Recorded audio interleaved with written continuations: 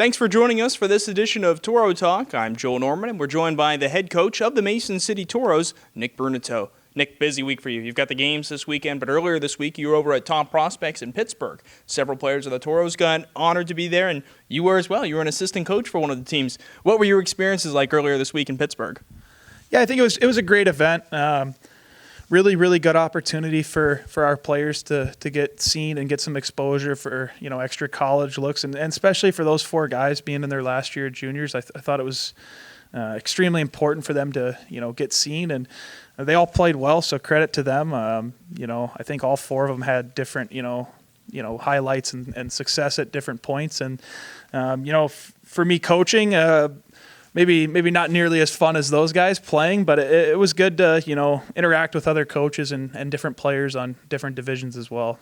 How do you manage the fatigue factor for some of the guys who played at that and they're going to be playing this weekend? Is it maybe just a few less shifts for those four or something like that? Well, it's definitely something we've talked about, and for us that started with practice. So yesterday it was a lot more systematic, almost walkthrough style, where we knew we had to balance it because we had a group of guys that are, like you said, fatigued. They've played a lot of games in the last few weeks, and then we had other guys that maybe had lighter practices and with less numbers this week as well. So you still wanted those guys to get up and down the rink, but we know we still have a lot of games coming up as well. So we'll be watching their minutes this weekend, but I think a lot of these guys, you still have to realize they're young kids, so they're ready to go. Probably love having lots of days on the ice, I imagine, in general, whether it's a game or a practice. You mentioned there are still a decent stretch of games coming up, but we're looking down the road, and the regular season is quickly coming to a close. What's the mindset of this team with a few weeks to go? We've got that pivotal series next weekend against Alex. A couple weeks from now, you'll play Granite City to wrap up the regular season. What's your approach with this team, and what have you been telling the guys as we're here in the stretch run? Well, first and foremost, protect home ice for the first round. We have a 6-point lead on Wilmer, and that's our number one goal with these remaining games is to clinch that home ice going forward. And then it's just smoothing out, little hiccups and structural things that, maybe before we didn't have the numbers to go over, or we didn't have the lines, to work on things, whereas now we do. So just trying to further that chemistry amongst our locker, and, hopefully it'll translate on the ice and come playoff time. In a lot of ways, it's got to be kind of nice now that the roster freezes in set in stone, that you know who you have going down the stretch here. What comfort does that provide you, knowing these are the guys we got, and these are the ones we hope to go on a deep run with? I think more so than anything, it's for the players' side. Like you finally feel like you have that security for the first time all year, where you're not going anywhere, and I've been through that as well as a player, and it's.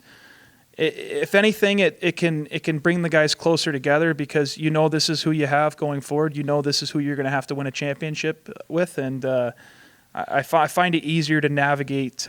Maybe those difficult times when you're in or out of the lineup, when this is our family going forward. Taking on the Minnesota Loons this weekend, a team you guys have had a lot of success with, and another team you're wrapping the regular season series against them with. You've only wrapped up against Wilmer so far, but obviously in the coming weeks it's going to happen with each team in the division. What are your takeaways from going up against the Loons, a team, again, a lot of success, but someone you've still got to be prepared for? Yeah, I mean, I think the biggest thing with them is they're a young team, but they play hard. I think that's one thing, credit to their coaches that they've done all year is when they play, that that they're going to be physical, they're going to play hard. Maybe the talent, due to the age and lack of numbers at times is there, but they work hard, and if you don't give them an honest period, honest shift, they're going to make you look dumb too. And we expect them to grow, not just the remainder of the season, but years down the line. I think they're going to be a team that, especially next season and down the road, that they'll be much more tight with the rest of the teams in this division.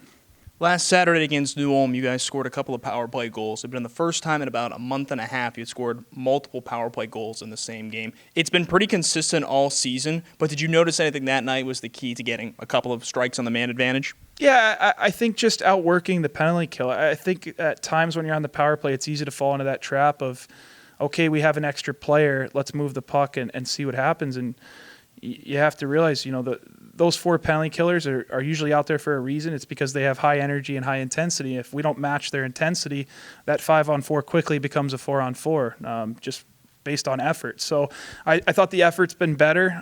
Second chances have been better, and just identifying that we need to have 2-on-1s, not attack from a 1-on-1 side. So. It has to be nice having a few guys back on that, because Brendan Sloth it turned out to be about a month that he was out. He came back. He's been quarterbacking that power play again. I think Derek Humphreys has done a really nice job kind of stepping into that role Jack Campion had on the other point. Is it kind of nice having a lot of things set in stone on that top unit as well? Yeah, I definitely think so. I think Humphreys is getting his chemistry going a little bit more, and having Sloth back as well. He's a poised guy back there, and obviously, this isn't his first rodeo. He knows what he's doing, but credit to Chedsy and stepping in there and doing well. And a couple other guys had opportunities there as well, and I thought they played well with those minutes. You've got a back-to-back home games coming up this weekend. I don't think we've been able to say that in the new year, actually, since the calendar flipped to 2022. What does it mean to be playing back-to-back nights on home ice? Hard to believe we were even asking that question, but it's the first time this year. Oh, it's awesome. We love playing at home. We're hoping for good crowds, and our guys always feed off that energy, so it should be a fun night. Well, Nick, thanks for joining us, and best of luck here this weekend. Thanks, Joel. That was Nick Bruneteau, the head coach of the Mason City Toros, joining us, and this has been Toro Talk.